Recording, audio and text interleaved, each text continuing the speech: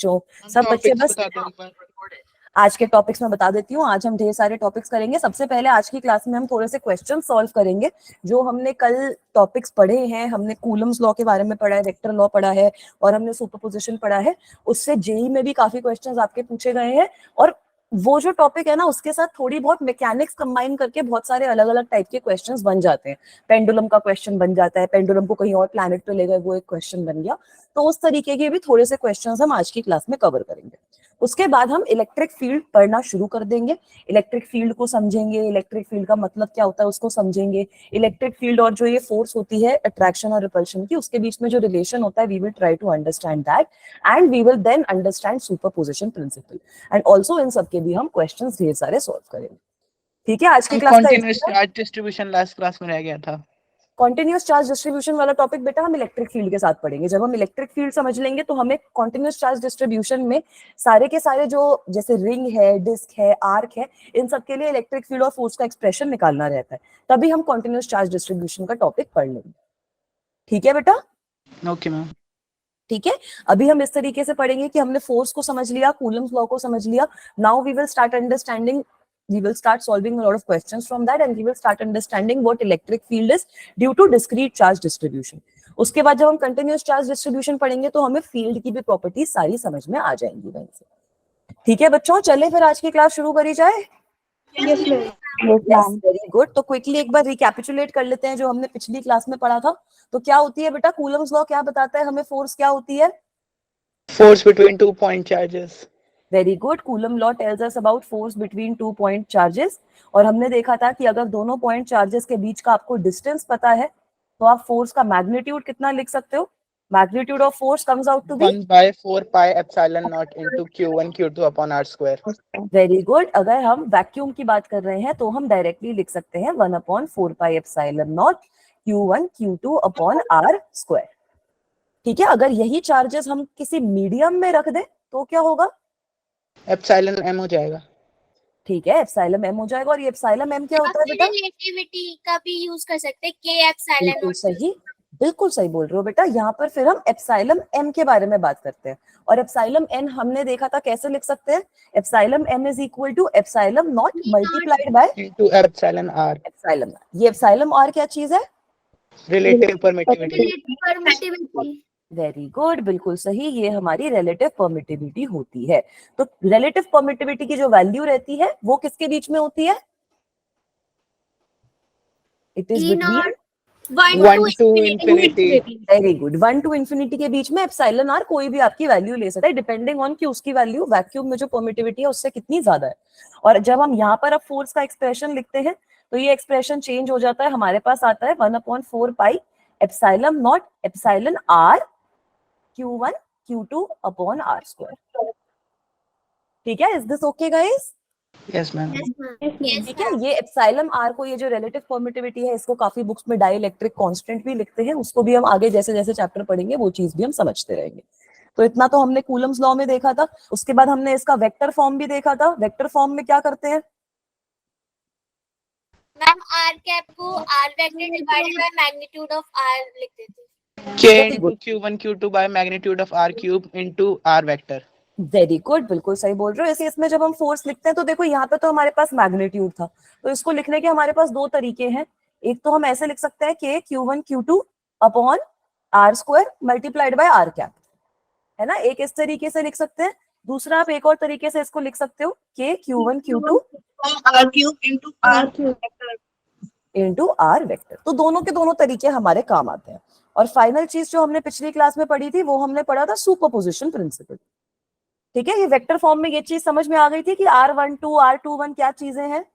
Yes ma'am. ठीक है, मैं बार बार वही बोल रही हूँ बेटा। आर क्यूब कैसे हो गया? क्योंकि हमारा यूनिट वेक्टर क्या होता है बताओ? Okay, modulus. ओके ठीक है। हाँ, यूनिट वेक्टर हमारा क्या होता है? R जो भी vector हमारे पास upon R वेक्टर है, vector। हाँ, divided by the mod of that vector. तो वो मैंने यहाँ पे लगा दिया ना, है yes ना बेटा। अगर कोई वेक्टर को आपको रिप्रेजेंट करना है तो वेक्टर को कैसे रिप्रेजेंट करोगे? मैग्नीट्यूड और यूनिट वेक्टर के फॉर्म में रिप्रेजेंट करोगे। तो वो चीज हमने यहाँ पे लगा दी। क्लियर है बेटा? Yes ma'am. yes ma'am। ठीक है, वेरी गुड। सुपरपोजिशन प्रिंसिपल अब हम कहाँ यूज करते हैं ये बताओ सबसे पहले। मैम जब बहुत Vectors सारे में। चार्जेस चार्जेस होते हैं जब वेरी गुड। तो अभी तक हमने पढ़ा है, ये कूलम्स लॉ पढ़ लिया, वेक्टर लॉ पढ़ लिया, इस वेक्टर फॉर्म पढ़ लिया। इसमें हमारे पास दो चार्जेस हैं, है ना। अगर हमारे पास दो से ज्यादा चार्जेस है तब क्या होगा? अब दो से ज्यादा चार्जेस है, मेरे पास 4-5 चार्ज है, मैं बोल रही हूँ उन सारे चार्जेस की वजह से एक चार्ज पे मुझे फोर्स बताओ, तो बड़ी सिंपल सी चीज बोल देता है सुपरपोजिशन प्रिंसिपल कि जो नेट फोर्स होगी वो वेक्टर सम हो जाएगी जितनी भी फोर्सेस एक्ट कर रही हैं उनकी, है ना। यही बोलता है F net will be equal to F1 plus F2 and so on and so forth. जितनी भी फोर्सेस है उनको वेक्टर सम करना है। ये नहीं कि 1 न्यूटन प्लस 2 न्यूटन कर दिया, है ना, वेक्टर सम करना है। ये चीजें क्लियर है सब बच्चों को? Yes ma'am. चले आगे चले, क्वेश्चन सॉल्व करें इस टॉपिक से फिर और थोड़े। Yes ma'am. चलो एक सिंपल क्वेश्चन से शुरुआत करते हैं। सब बच्चे अपनी कॉपीज में भी ये क्वेश्चन सॉल्व करो, सिंपल क्वेश्चन है, फिर धीरे धीरे हम क्वेश्चंस का लेवल आज इंक्रीज करेंगे। तो सबसे पहला क्वेश्चन सबसे सिंपल क्वेश्चन है सुपरपोजिशन प्रिंसिपल का। पिछली बार हमने ट्राइंगल देख लिया था, अब हम स्क्वायर देख लेते हैं। A charge Q is placed at each of the opposite corners of a square.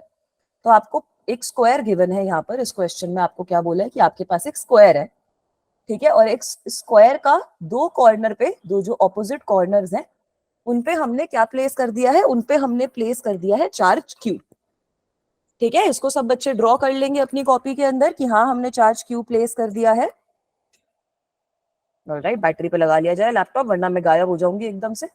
उसके बाद अब यहाँ पे क्या बोला है? A charge minus Q is placed at each of the other two corners. ये जो बाकी दो बचे हुए कॉर्नर्स हैं इन पे हमने माइनस Q चार्ज प्लेस कर दिया है। ये तो हमारा डायग्राम रेडी हो गया। अब आपको बोला है कि if the net electrical force on Q is 0 then Q by Q की वैल्यू क्या होगी ये बताओ। क्वेश्चन समझ में आया नहीं आया ये बताओ? यस मैम आ गया क्लियर। क्वेश्चन समझ में आ गया पक्का? Yes ma'am. ठीक है। तो अच्छा ये हमारा माइनस Q है और यहाँ पे हमारा Q है। अब आपको बोला है कि ये वाला जो Q वाला चार्ज है इस पे आपकी जो नेट फोर्स है, सपोज मैं इस वाले पे बोल रही हूँ कि मेरी नेट फोर्स इस चार्ज पे 0 है, तो अब यहाँ पर मैं सारों की वजह से फोर्सेस ड्रॉ कर सकती हूँ, कर सकती हूँ नहीं कर सकती? Yes, है ma'am. ना। इसको हम लेबल भी कर देते हैं, let this be A, B, C और D। तो ये जो A चार्ज रहेगा इसकी वजह से फोर्स यहाँ पर अट्रैक्टिव तरीके से एक्ट करेगी, Yes, ma'am. है ना। This will B F1। ये जो ये वाला चार्ज है मेरा, जो ये B पे चार्ज है, उसकी वजह से फोर्स मेरी रिपल्सिव तरीके से एक्ट करेगी, कुछ इस तरीके से एक्ट करेगी। This will B FB। और यहाँ पर भी मैम फोर्स इसका मेरी आंसर एक अट्रैक्टिव। बात आ रहा है। बताओ उसका आंसर क्या आएगा, आप लोग बताओ सॉल्व करके। -2√2 आ रहा है। -2√2 आ रहा है। इसकी वजह से यहाँ पर फोर्स कितनी आ जाएगी? FC के बराबर आ जाएगी, है ना। यस तो मैम। अब आपको बताना है कि ये F1 की जगह FA लिख देते हैं कि ये तीनों फोर्सेस का वेक्टर सम जो होगा वो 0 कब होएगा, उसमें Q और ये जो छोटा वाला Q है इसके बीच में क्या रिलेशन आएगा। Can you guys tell me that? Ma'am small q is equals to q by 2√2 ठीक है, -q बाकी बाय बच्चे ये 2√2। बताओ small q is equals to 2 by, this is what you are saying बेटा, this is the answer. Ma'am q by 2√2 q by divided by. एक second, अच्छा Q by 2√2, ठीक है। बाकी बच्चे भी एक बार इसको सॉल्व करके बताएंगे कि क्या आंसर आ रहा है। सब बच्चे सॉल्व करो, अच्छा क्वेश्चन है, सिंपल क्वेश्चन है। ये वाले क्वेश्चन में किसी को दिक्कत नहीं आनी चाहिए, ठीक है। ऐसे क्वेश्चंस जो होते हैं वो करने जरूरी होते हैं। ताकि -2√2 आ रहा है इसका आंसर। -2√2 आ रहा है, वेरी गुड। बाकी बच्चे बताओ, दो बच्चों ने बताया 2√2 का कुछ फॉर्म आ रहा है, बाकी बच्चे बताओ क्या लग रहा है बेटा।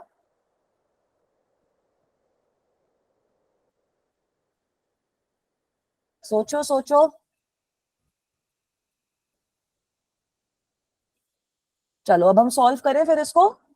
Yes ma'am. Yes ma'am. ठीक है, इसको हम सॉल्व करते हैं। तो बेटा हम ना इसको सॉल्व करने के लिए एक इजी तरीका अपनाएंगे। ये जो FB वाली फोर्स है हम इसके कंपोनेंट ले लेंगे। हमें पता है कि ये 45 इक्वल कर देंगे बाकी है ना, हमें पता है, बिल्कुल सही बोल रहे हो बेटा, हमें पता है ये 45 डिग्री का एंगल बना रही है। तो यहाँ पर मैं लिख सकती हूँ FB cos 45 या sin 45, कुछ भी लिख लो।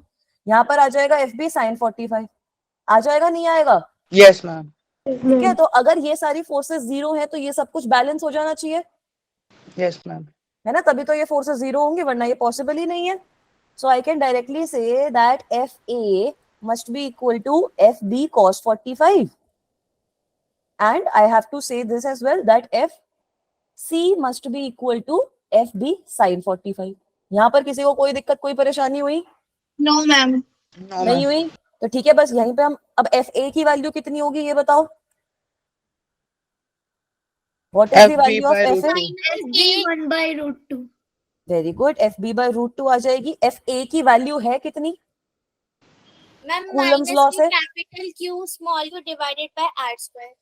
डिवाइडेड बाय साइड आपको गिवन है यहाँ पे, नहीं स्क्वायर की साइड नहीं गिवन तो हम A ले लेते हैं। Ma'am, ठीक है, A ले लेते हैं ना, yes divided by A square हो जाएगी। और यहाँ ma'am, पर a आपके square पास नहीं आ root जाएगा 2a square होगी ना, क्योंकि डायगोनल root 2a होता है। बेटा, FA की वैल्यू निकाली है ना अभी मैंने, ओके मैम, ठीक है। है ना, FA की वैल्यू तो यही आएगी ना। Yes ma'am. ठीक है, इसको थोड़ा बी में Yes, ma'am. यूज होगा ना 2 रूट 2 वाला। हाँ, Yes, root ma'am. वाला। B में यूज होगा 2 रूट 2। यहाँ पर तो हम डायरेक्टली लिख सकते हैं that FA is equal to minus k Q upon A square, क्योंकि A यहाँ पर डिस्टेंस है। Is that okay? Yes, Yes, ma'am. ma'am. Yes ma'am. और FB की वैल्यू क्या लिखेंगे अब ये बताओ।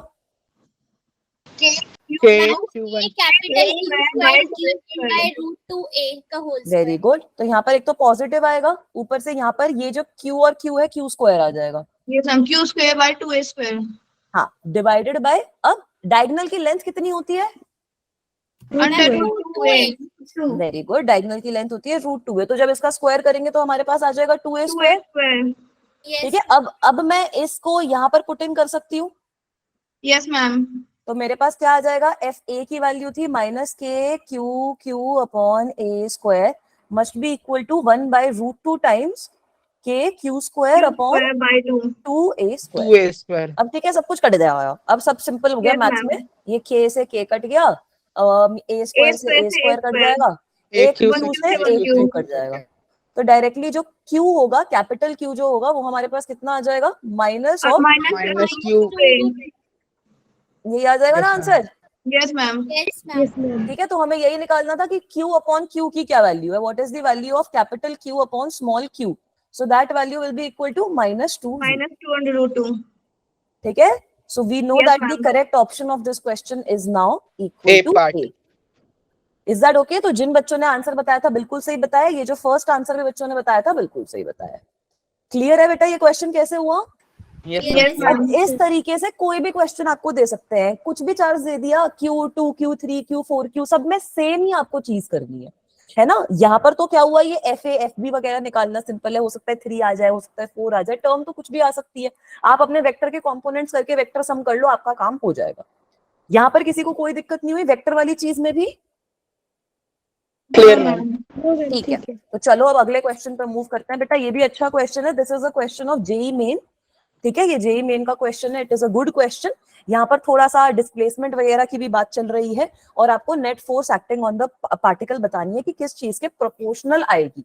तो बच्चे थोड़ा कंफ्यूज हो जाते हैं इस क्वेश्चन में, तो अब इसको हम अच्छे से समझेंगे। तो सबसे पहले वही करेंगे, डायग्राम बनाएंगे इसका भी। ये जो इलेक्ट्रोस्टैट के क्वेश्चन है ना, इनमें सबसे इंपॉर्टेंट ट्रिक यही है कि डायग्राम बना लो। डायग्राम बनाओगे क्वेश्चन अपने आप सॉल्व हो जाएगा। जो भी क्वेश्चन है, अजीब सा क्वेश्चन है, उसका डायग्राम बना लो। डेटा वाला क्वेश्चन है तो लिख लो, बट मेजरली यहाँ पे जो क्वेश्चन होते हैं वो डायग्राम वाले ही होते हैं। क्या बोला है आपको कि आपके पास दो चार्जेस हैं, दोनों के दोनों Q के बराबर है, और x माइनस ए और x a पे इनको रख रखा है।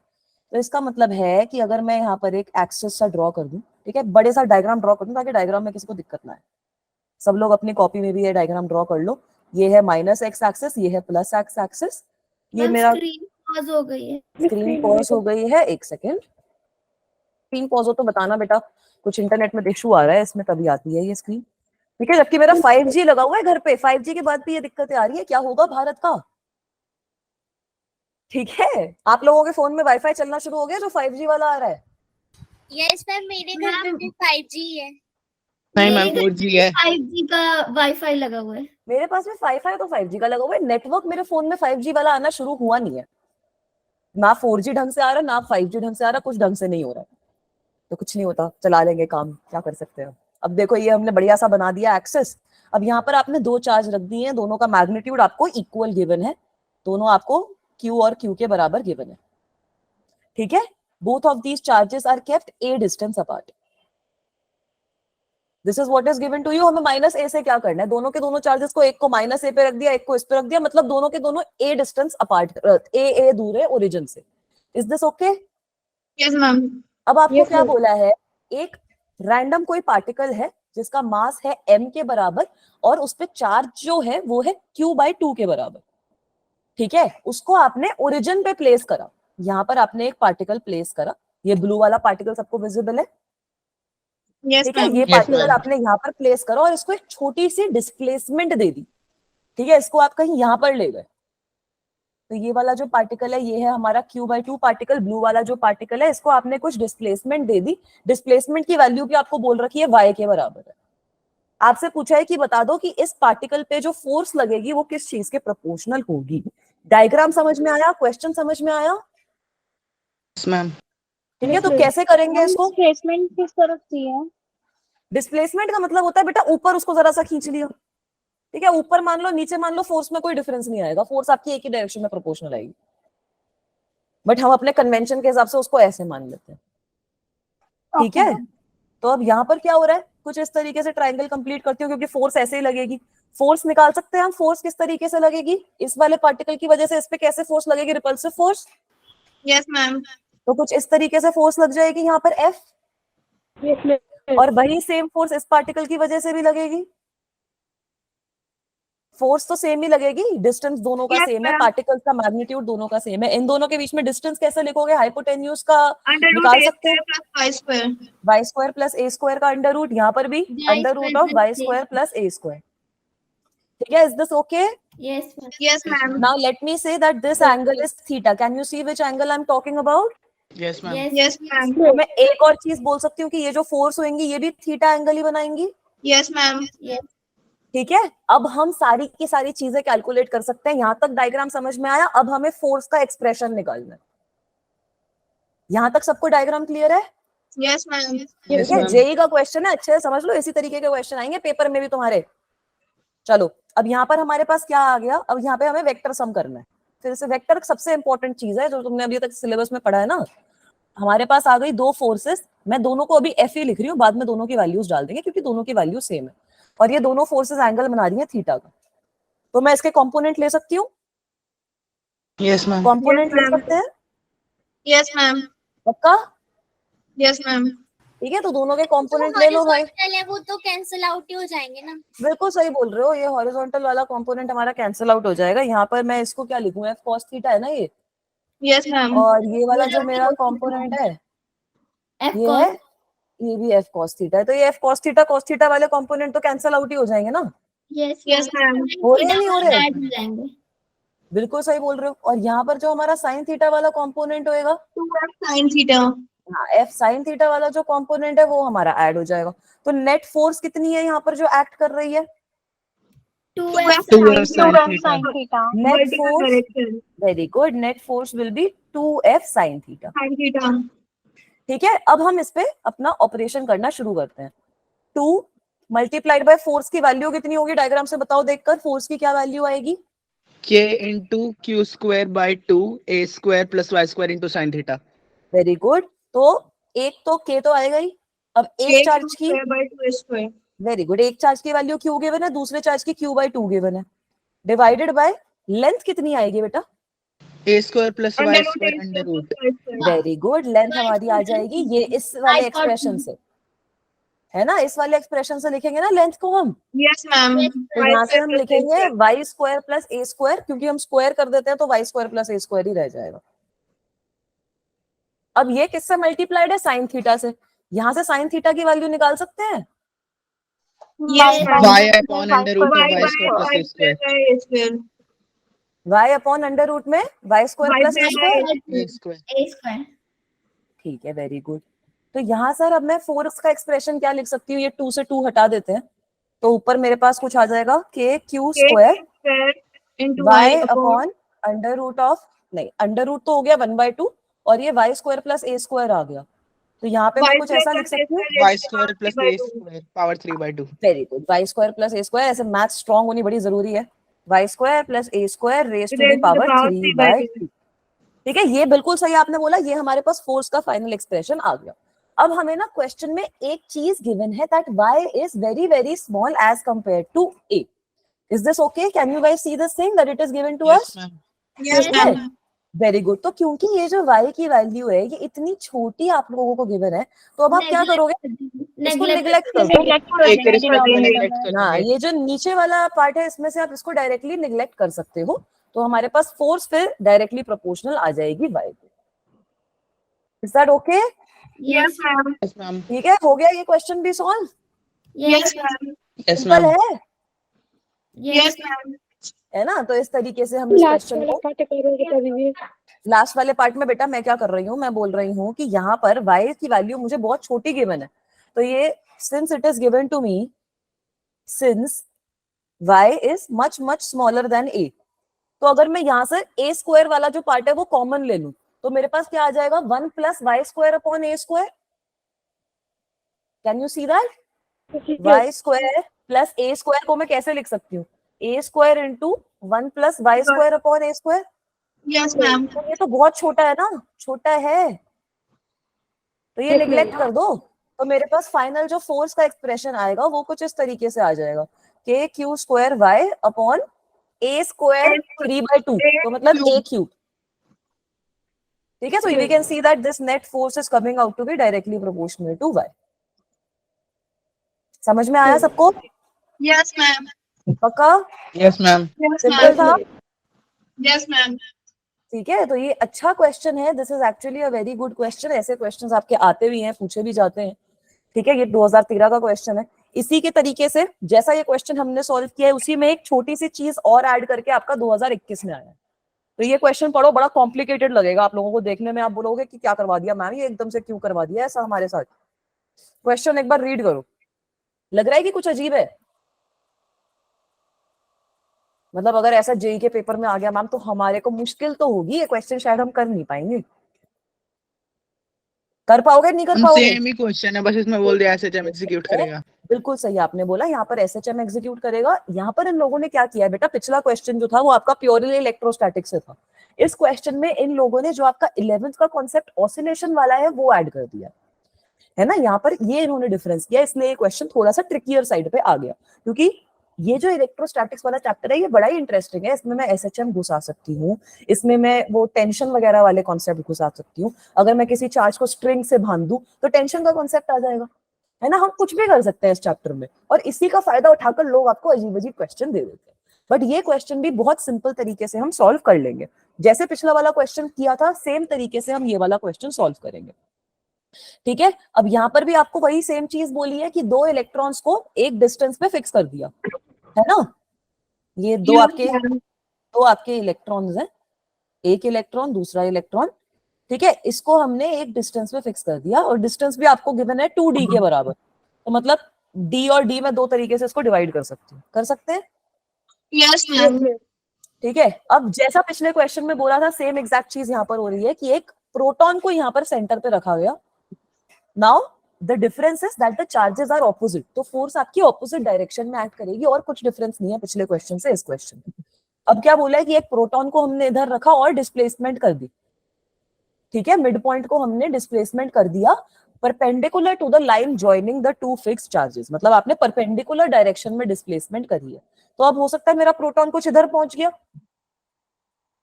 Yes, ma'am. है ना. ये मेरा प्रोटॉन है, ये मेरा कुछ इधर पहुंच गया, और ये जो डिस्टेंस है वो आपको x के बराबर गिवन है. वहां पे y था, यहाँ पर आपको x दे रखा है.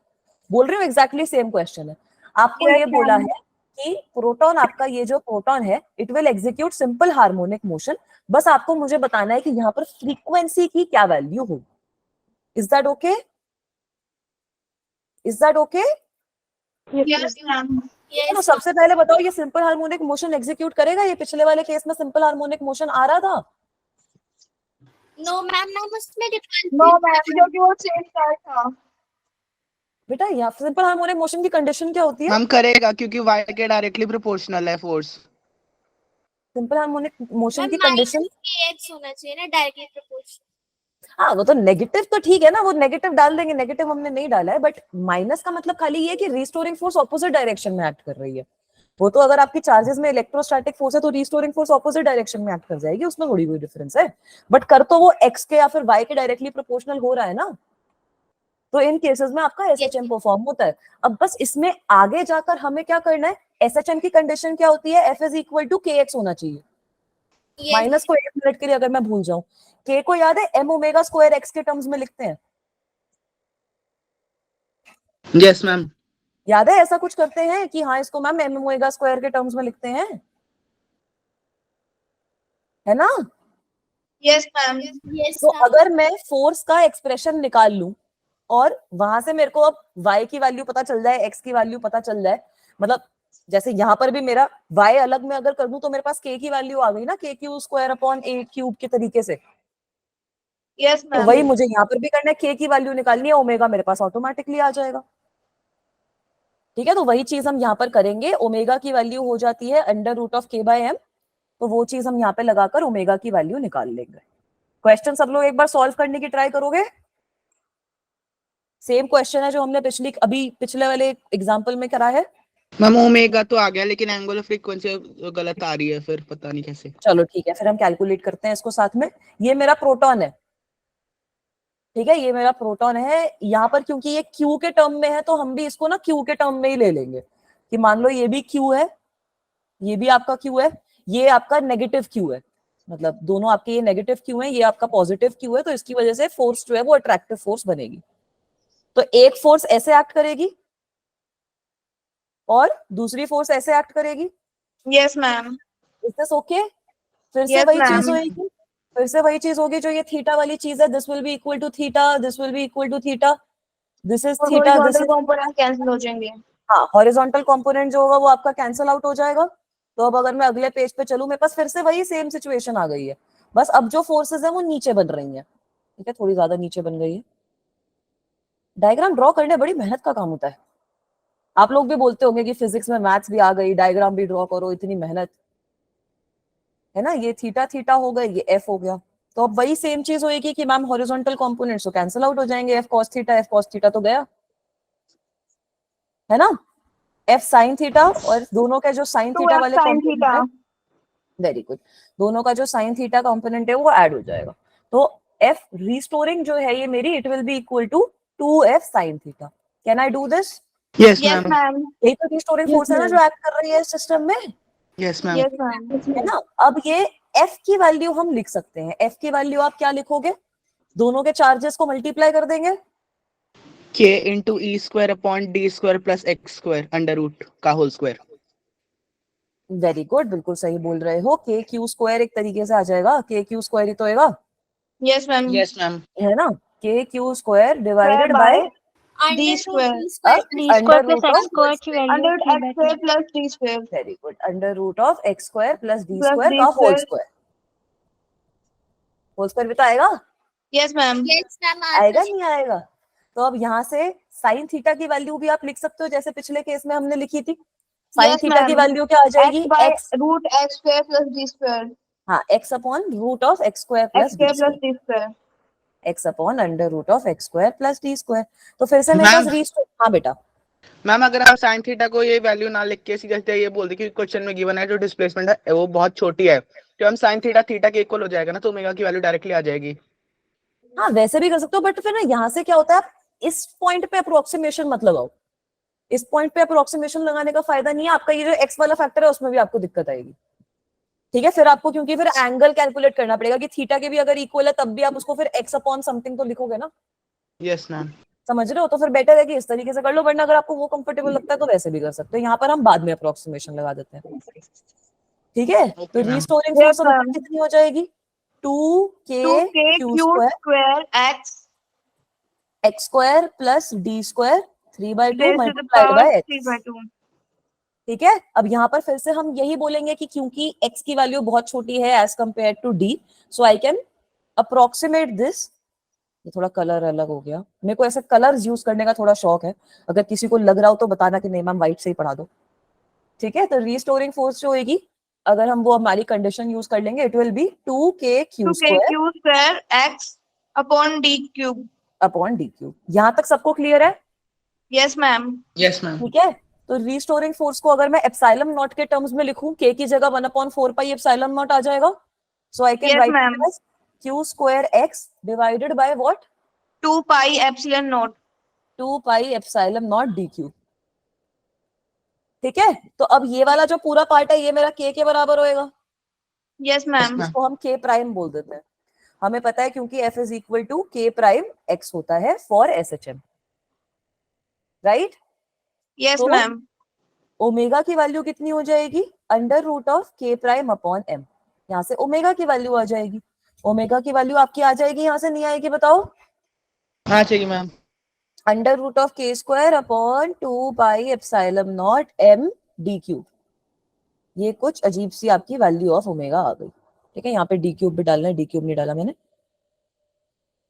क्वेश्चन समझ में आ रहे हैं कि जेई के पेपर में कैसे पूछे जाते हैं इस कॉन्सेप्ट से? Yes, ma'am. Yes ma'am. ठीक है, हम इसी तरीके से करेंगे कि पहले टॉपिक समझेंगे, उसके बाद उसके जेई के क्वेश्चंस करेंगे, वरना फिर ना खाली पढ़ने का फायदा नहीं है. तो यहाँ पर भी हमारा सही ऑप्शन आ जाएगा. मार्क करना है यार अब तो. q square upon 2 pi epsilon Third part. हाँ, सी वाला सही है. ये मार्क करना भी जरूरी है. बच्चे आंसर निकाल के गलत ऑप्शन मार्क कराते हैं क्योंकि सारे ऑप्शन सेम दिखते हैं, तो वो नहीं करना है. क्लियर है? आगे चलूं? मैम एक बार Yes, सॉल्यूशन ma'am. वाली Yes, स्लाइड ma'am. दिखा दो. कौन सी वाली बेटा? मैम इसके नेक्स्ट हाँ, वाली. देख लो कोई दिक्कत नहीं है. मैम आपने FR निकालने के बाद क्या किया यहाँ पे? बेटा FR निकालने के बाद अब हमें ना क्वेश्चन में ये चीज गिवन है कि यहाँ पर SHM हो रहा है और SHM में आपको एंगुलर फ्रीक्वेंसी निकालनी है. तो SHM की कंडीशन क्या होती थी बताओ? अच्छा, आपने यहाँ पे. हाँ, SHM में आप लिखते थे ना कि force is equal to kx के बराबर रहता है फोर्स आपका जो हाँ. होता है. तो वहां से मैंने ये ओमेगा स्क्वायर. हाँ, तो और ये जो k होता है वो होता है आपका m ओमेगा स्क्वायर के बराबर. तो यहां से मैंने ओमेगा की वैल्यू निकाल दी. कर सकते हैं ना बेटा ये? Yes, ma'am. ठीक ओके. है, वेरी गुड. मैम जो मेथड मैंने आपको बताया था थीटा वाला एंगुलर फ्रीक्वेंसी, वो सही था? बेटा जितना मुझे लग रहा है कि उससे बेटर ये वाला मेथड है, क्योंकि थीटा को अगर आप स्मॉल एंगल अप्रोक्सीमेशन लोगे, यहाँ पर सर्कुलर मोशन नहीं हो रहा ना, तो स्मॉल एंगल अप्रोक्सीमेशन लेकर फिर थीटा की वैल्यू कैसे प्लग इन करोगे? फिर से बताओ. मैम कोई शॉर्ट ट्रिक नहीं हो सकती इस टाइप के क्वेश्चन की? शॉर्ट ट्रिक भी देखेंगे. पहले अब ये वाली चीज देखो. इस टाइप के क्वेश्चंस को सॉल्व कर लोगे तो बेटर है, क्योंकि आपका आंसर फिर उसमें सही ही आएगा. ये भी हमारी जो f is equal to kx हमने डाला है, ये शॉर्ट ट्रिक है. वरना आइडियली लोग क्या करते हैं, फोर्स को यूज करके एक्सेलरेशन निकालते हैं और एक्सेलरेशन से ओमेगा की वैल्यू निकालते हैं. तो ये जो एंड में हमने करा है वो एक तरीके से शॉर्ट ट्रिक ही है. ठीक है बेटा, बट मैम फोर्स की वैल्यू निकालनी पड़ेगी. हाँ बच्चा. मैम लेकिन उन्होंने तो एंगुलर फ्रीक्वेंसी बोला है ना, तो शायद मे बी सर्कुलर मोशन हो रहा हो. एंगुलर फ्रीक्वेंसी उन्होंने इस तरीके से बोला है. एंगुलर फ्रीक्वेंसी SHM के केस में भी तो निकाली थी ना बच्चा, यस मैम. है ना, कि कितनी ऑसिलेशंस आपकी किस तरीके से पूरी हो रही है, वो आपका एंगुलर फ्रीक्वेंसी के डिस्क्रिप्शन में आ जाएगा ना. ओके मैम, ठीक है. है ना, तो वहां पर इसलिए मैं बोल रही हूँ कि साइन थीटा की वैल्यू निकाल के करोगे तो ज्यादा क्लियरली क्वेश्चन सॉल्व होगा, वरना क्वेश्चन में दिक्कत आएगी. ओके ठीक है मैम. बेटा, क्योंकि वो वाला आपका जैसे हमने वो साइन थीटा को थीटा अप्रोक्सीमेट किया था जब आपकी थीटा एंगुलर डिस्प्लेसमेंट रिप्रेजेंट कर रही थी उसमें, पेंडुलम वाले केस में, तो वो आपका एंगुलर SHM का केस हो गया. यहाँ पर वो चीज नहीं हो रही है. ठीक है, सिंपल क्वेश्चन है, सिंपल तरीके से एकदम सीधा सीधा सॉल्व कर लो. Okay ma'am. Is it okay? और कोई डाउट Yes, किसी ma'am. को? ये क्वेश्चन क्लियर है? आगे चले. Yes, ma'am. Yes ma'am. ठीक है, अब ये वाला जो क्वेश्चन है ये आपको मैंने असाइनमेंट में दिया था कल. सब बच्चे सॉल्व कर पाए?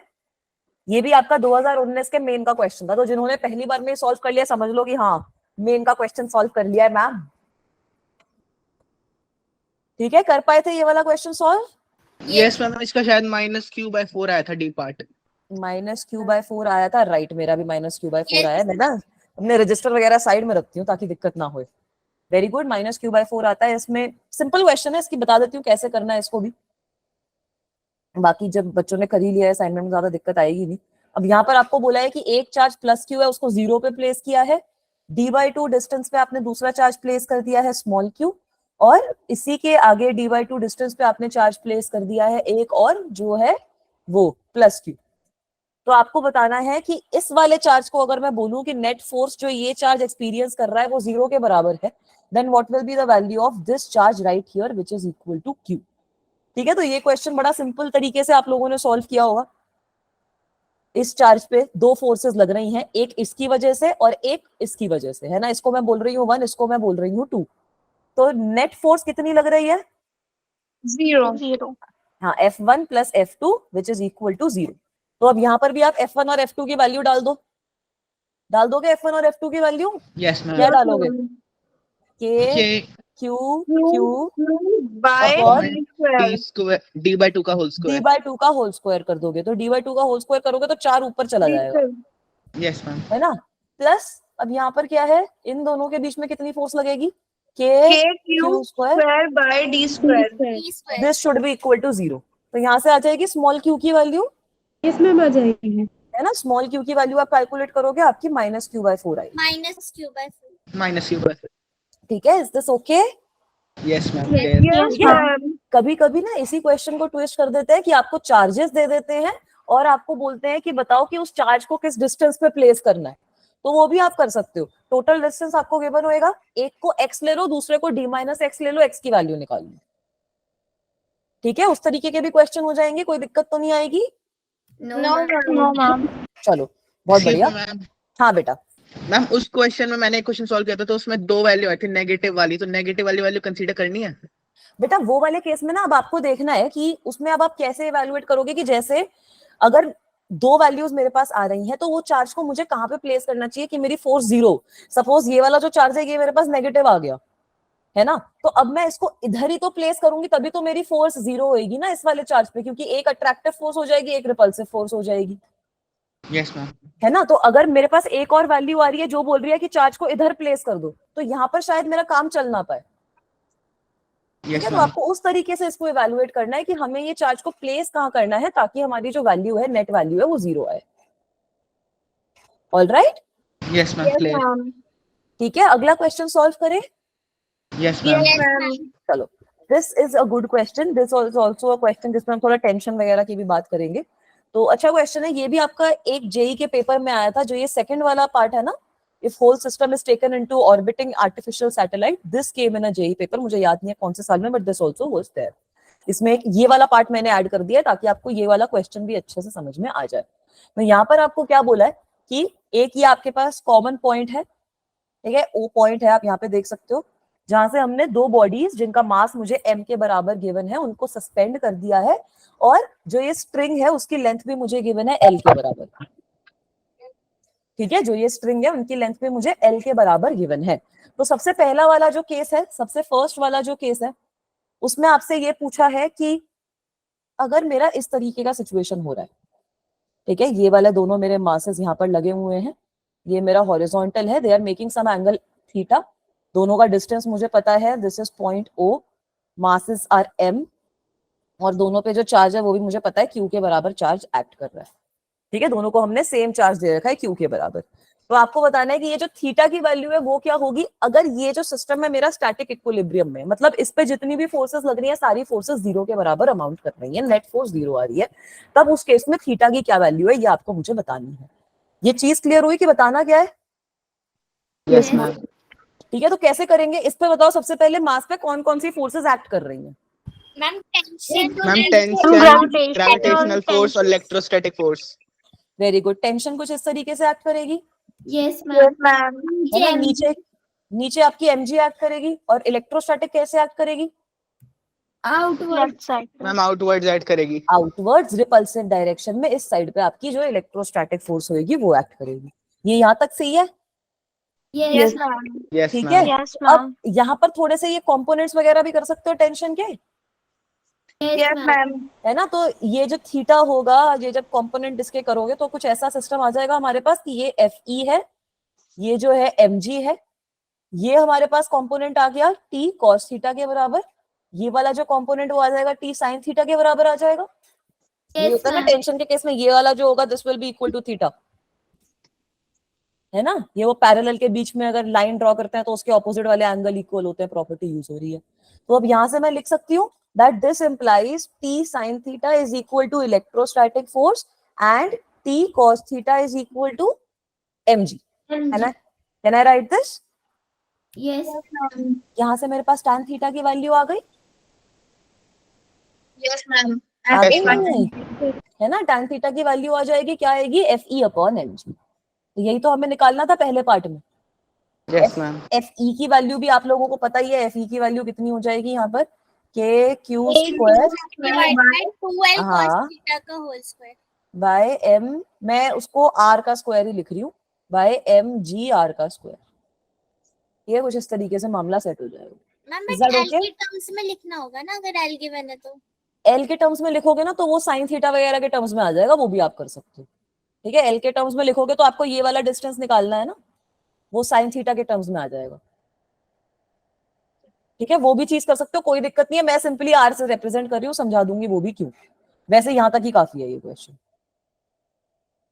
ठीक है, ये चीज क्लियर है। Yes, ma'am. Yes, ma'am.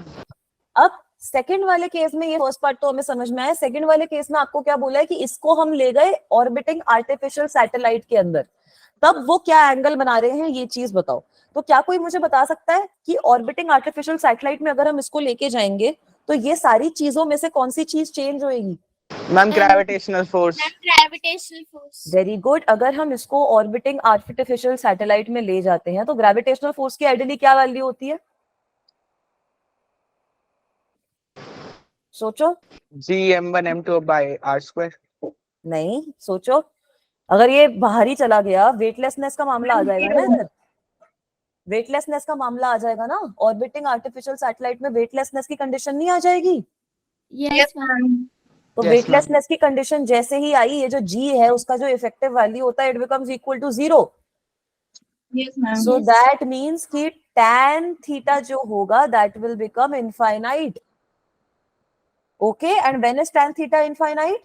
90 degree. Very हाँ, गुड। तो 180 tan डिग्री थीटा, पर हो जाएंगे ना फिर दोनों जो बिल्कुल सही बोल रहे हो बेटा। tan थीटा की वैल्यू 90 डिग्री है। इसका मतलब अब क्या हुआ? अब आप ये चीज सोचो कि अब इन चार्जेस पे mg वाली फोर्स लगी नहीं रही है ना। अब ये जो चार्जेस हैं इन पे ये mg वाली फोर्स लगी नहीं रही है, तो इसका मतलब है कि पूरी की पूरी जो टेंशन है that is becoming equal to electrostatic force. So what you are having now is you are having this sort of a condition कि ये आपका पॉइंट O था। अब ये दोनों के दोनों ऐसे हो जाएंगे सीधे एकदम, ये दोनों आपके मासेस हो गए, है ना। Both of these are your masses, both of these are your charges, और इन पे क्या हो रहा है? इलेक्ट्रोस्टैटिक फोर्स ऐसे एक्ट कर रही है और जो टेंशन वाली फोर्स है वो ऐसे एक्ट कर रही है। ठीक है, so you can see that the angle which they are making is 90 degree. Can you guys see this situation?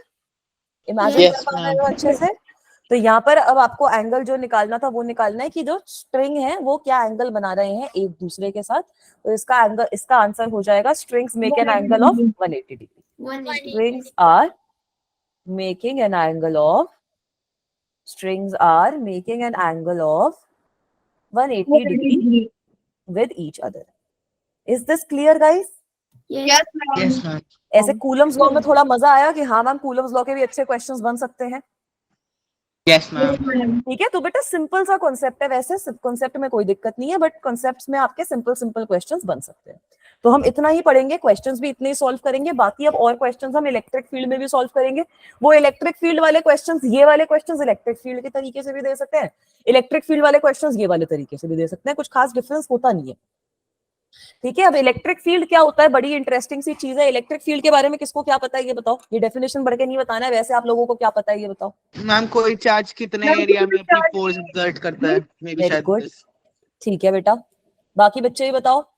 जो चार्ज है वो कहाँ तक अपनी फोर्स को अप्लाई कर सकते हैं, उस एरिया को इलेक्ट्रिक फील्ड कहते हैं। ठीक है, चलो बहुत इंटरेस्टिंग चीज बोल रहे हो सब लोग। तो और मुझे ये चीज, हाँ बेटा मैम हम ना एक टेस्ट चार्ज लेते हैं और फिर उससे देखते हैं कि बिल्कुल सही। तो चलो मुझे ना सबसे पहले एक चीज ये बताओ कि फोर्स का कॉन्सेप्ट तभी आएगा जब हमारे पास दो चार्जेस हैं। Yes, ma'am. फोर्स का कॉन्सेप्ट एक चार्ज के लिए तो नहीं आ सकता। अगर मेरे पास खाली एक चार्ज है, if I am just having one charge और उसको मैंने कहीं पे लगा दिया है, तब तो फोर्स का कॉन्सेप्ट आएगा नहीं। फोर्स का कॉन्सेप्ट तो नहीं आ सकता ना उस केस में। बट वो जो चार्ज है वो अपनी सराउंडिंग्स में कुछ इलेक्ट्रिकल इन्फ्लुएंस तो कर ही रहा होगा, नहीं कर रहा होगा? मैम कर रहा होगा। कर रहा होगा। तो पता है बड़ी इंटरेस्टिंग सी चीज है कि अगर मेरे पास दो चार्जेस हैं तो वो एक दूसरे पे फोर्स ऐसे नहीं लगाते कि एक चार्ज था, दूसरा चार्ज जैसे ही आया वो फोर्स लगानी शुरू कर दी, वैसा नहीं होता।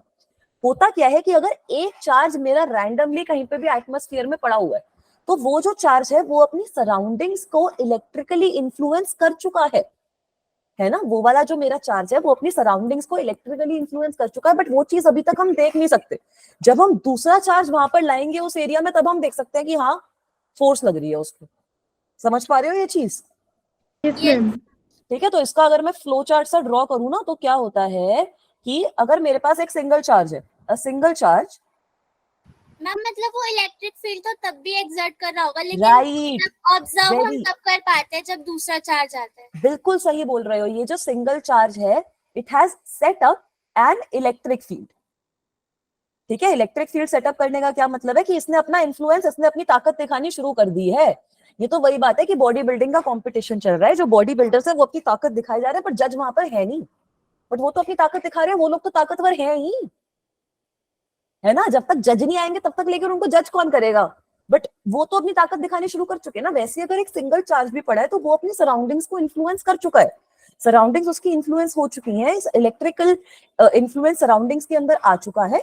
और अब ये जो इलेक्ट्रिक फील्ड होगा, ये जो इलेक्ट्रिकली इन्फ्लुएंस सराउंडिंग्स होंगी, जैसे ही आप कोई दूसरा चार्ज लाओगे, these surroundings will exert force on this new charge. These surroundings exert force on other charges. Is this okay?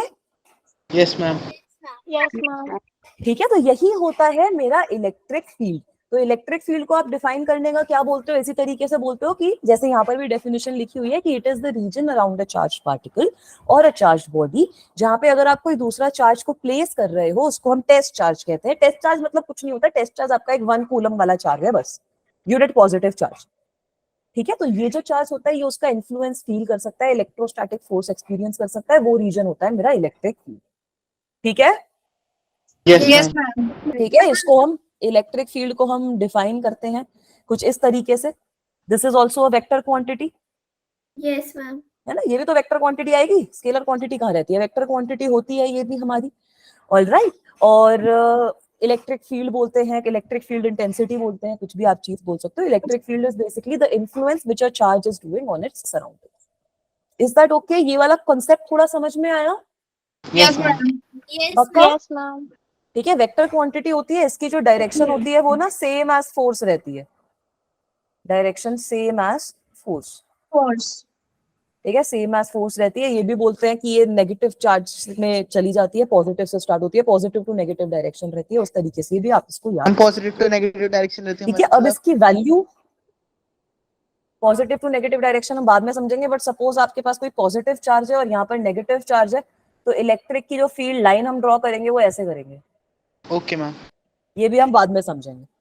Yes ma'am, एक फील्ड मैम ये लाइन मैग्नेटिज्म में भी होता था ना, हाँ, मैग्नेटिक मैग्नेटिज्म में भी वही ना, मैग्नेटिक फील्ड लाइन, उनको तो आप देख भी सकते हो। वो होता है ना, वो आयरन वाली चीज रख दो मैग्नेट के Yes, साथ ma'am. में, मैग्नेट रखो दो, तो वो ऐसे ऐसा जो पैटर्न बनता है वो दिख जाता है ना। तो वहां पर भी तो यही सेम चीज होती है, ग्रेविटेशन में भी यही सेम चीज होती है। ग्रेविटेशन में भी ऐसे नहीं होता कि ग्रेविटेशन फोर्स एकदम से एक्सपीरियंस करनी शुरू कर दी।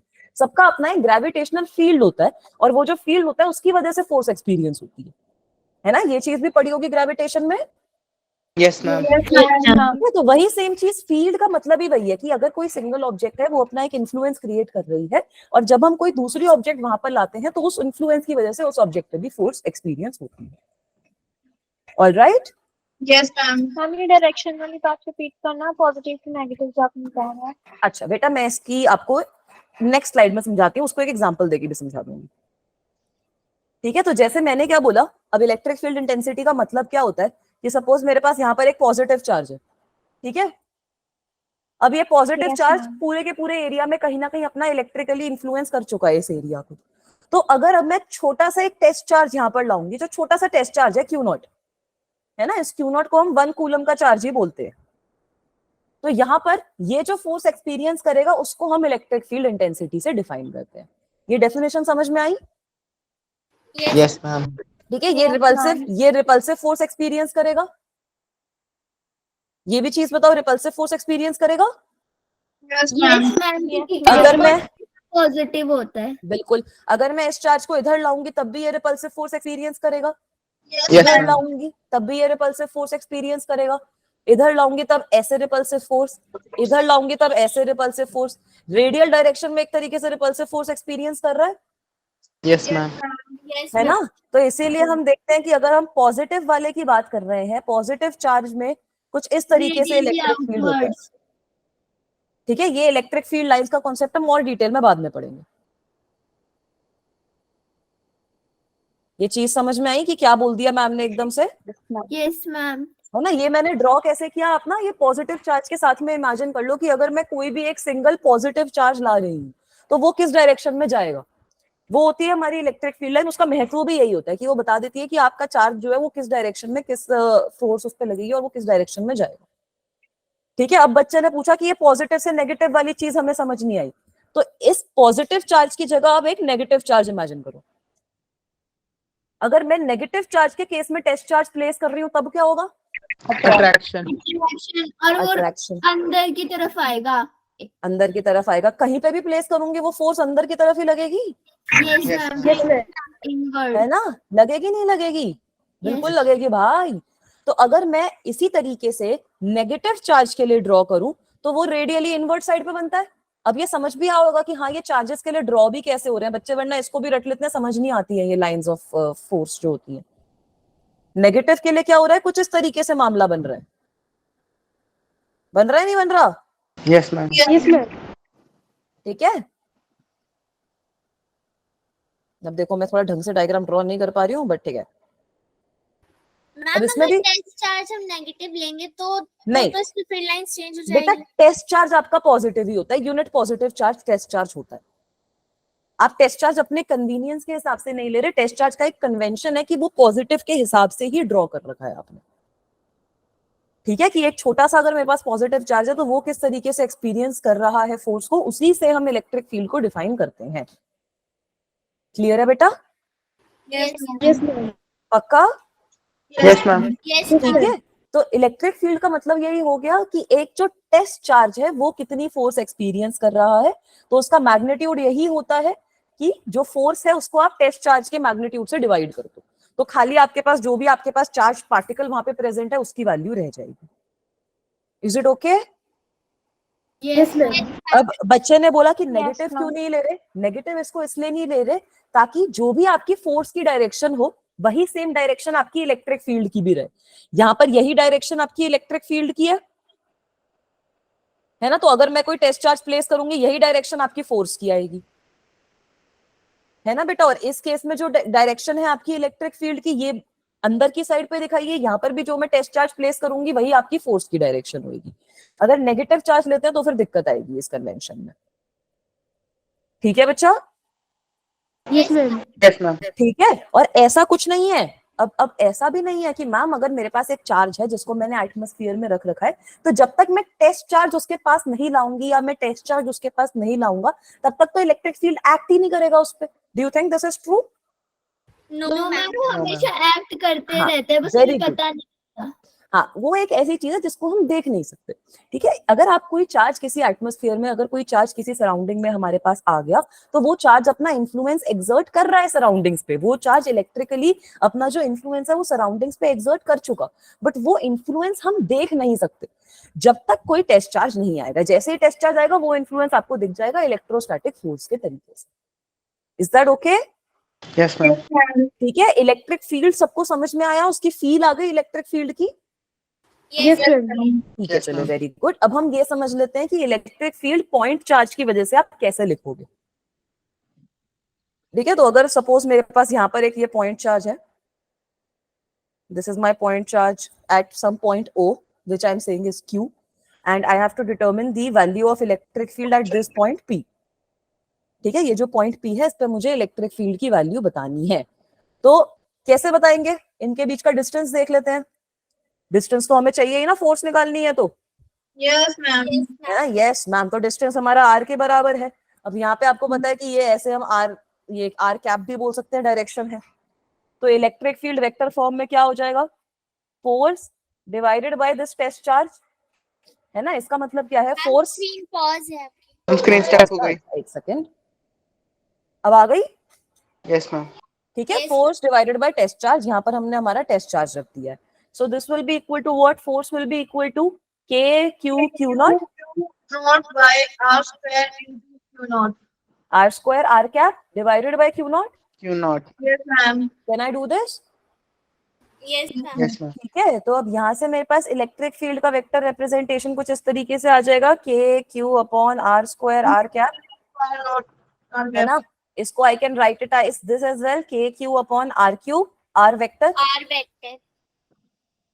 तो बस यही है इलेक्ट्रिक फील्ड, इतना ही है। ठीक है, तो इसका जो मैग्नीट्यूड होता है, मैग्नीट्यूड हम देख सकते हैं, बस इसमें एक चार्ज जो है वो कम हो जाता है। आप सिंगल चार्ज की वजह से इलेक्ट्रिक फील्ड कैलकुलेट कर रहे हो तो it will be equal to k Q upon r square. ठीक है, डायरेक्शन जो होती है रेडियली आउटवर्ड होती है, अभी हमने पिछली स्लाइड में देखा, radially outward if Q is positive, Positive. And the direction is radially inward, जैसा हमने पिछली स्लाइड में देखा, radially inward If If- Q is negative. Is negative. Is this okay? Single charge के लिए समझ में आ गया? मैम जो भी फोर्स के क्वेश्चंस हैं वो सारे के सारे क्वेश्चंस इधर भी आ जाएंगे। ठीक है, कि अगर मेरे पास, अब जैसे ट्रायंगल की बात कर लो, दो ट्रायंगल की साइड्स पे मैंने चार्ज रख दिया, तो जो तीसरे वाला वर्टेक्स है उस पे अगर मैंने टेस्ट चार्ज रख रखा है तो बताओ उस पे कितना इलेक्ट्रिक फील्ड एक्सपीरियंस करोगे। सेम जो सारे क्वेश्चंस आपने फोर्स के करे हैं वही सेम क्वेश्चंस आपके exactly same questions electric field के केस में भी आ जाते हैं। ठीक है, Yes, ma'am. तो करें थोड़ा सा सॉल्व करें क्वेश्चंस इसके भी, सिंपल सिंपल। मैम एक बार लास्ट वाली स्लाइड दिखा दो थोड़ी। चलो लास्ट वाली स्लाइड देख लो, उसके बाद क्वेश्चन सॉल्व करेंगे। मैम ये नोट्स भेज दीजिएगा। भेज तो दिए, इसके पहले वाले भी भेज दिए, ये वाले भी भेज दूंगी क्लास के बाद। यस मैम इसी की बात कर रही हूँ। हाँ भेज देंगे बेटा, कोई दिक्कत की बात नहीं है। ठीक है, चलूं आगे? Yes ma'am. चलो वेरी गुड। अब अच्छा क्वेश्चन है, इस तरीके का क्वेश्चन आपका फोर्स के केस में भी आ सकता है कि बताओ कोई, उसमें आपको बस चार्ज का मैग्नीट्यूड और देख देंगे, उससे मल्टीप्लाई कर देना, है ना। मतलब देख सकते हो ना कि इलेक्ट्रिक फील्ड और फोर्स के क्वेश्चन सेम ही है। ठीक है, इस क्वेश्चन में क्या बोल रखा है बेटा, find out electric field intensity at a point A due to a point charge -20 microcoulomb situated at point B. तो हम वो बना लेते हैं डायग्राम। फिर से डायग्राम मेरे को बहुत पसंद है बनाने, आप लोग भी डायग्राम बनाओ, उससे ऐसे अच्छा बेड़ा पार हो जाएगा। यार ये XYZ एक्सेस में बनना है, वो बनाना मुश्किल हो जाएगा, तो फिर हम रैंडम ऐसे ही बना देते हैं। ठीक है, ये हमारा पॉइंट ए है, ये हमारा कुछ पॉइंट बी है। ठीक है, this is point B, this is point A. Point B पे आपको बोला है इसका है 2 0 1 कोऑर्डिनेट, पॉइंट ए के कोऑर्डिनेट है 0 1 2। तो यहाँ पे दोनों के पोजीशन वेक्टर हम लिख सकते हैं। Yes ma'am. लिख सकते हो पोजीशन वेक्टर दोनों का, यस मैम। आर ए भी आप लिख सकते हो, आर बी भी आप लोग लिख सकते हो।